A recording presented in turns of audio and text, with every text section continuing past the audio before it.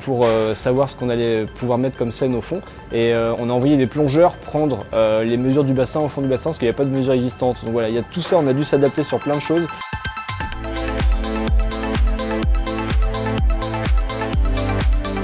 Emmanuel Richard, président de l'association Acousticatech, qui est l'organisatrice du festival Grand Bain qui a lieu pour la 3e édition à la Piscine Foch à Brest.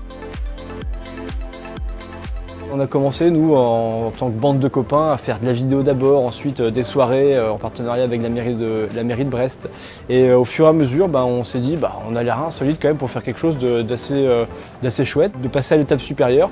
Et au fur et à mesure de quelques brasses à la Piscine Foch et de quelques discussions, on s'est rendu compte qu'il y avait une vidange sanitaire qui est obligatoire tous les ans dans une piscine. On s'est dit on aime bien les projets atypiques, pourquoi pas faire ça, et la mairie de Brest a répondu présente et voilà, le projet est né comme ça. Et il se passe au fond des bassins de la piscine, avec des bassins vidés, une scène au fond des bassins, un petit bar dans le petit bassin. Donc voilà, c'est ça notre grand concept. Les avantages d'un projet comme ça, c'est que déjà il est inédit. Et forcément c'est un projet qui est attractif, dont tout le monde parle, donc pour nous c'est une grande fierté.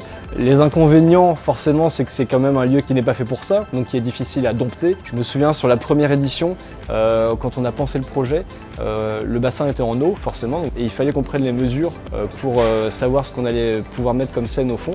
Et on a envoyé des plongeurs prendre les mesures du bassin au fond du bassin parce qu'il n'y a pas de mesures existantes. Donc voilà, il y a tout ça, on a dû s'adapter sur plein de choses. Alors musicalement, on a toujours aimé avoir une programmation plus axée sur des couleurs assez pop, assez électro, funk aussi. Cette année, on va avoir des DJ locaux. Voilà, je pense à Bludge qui est de Morlaix aussi. On met en avant Pénélope Antena, Cédric Cheva qui sont des gens du coin.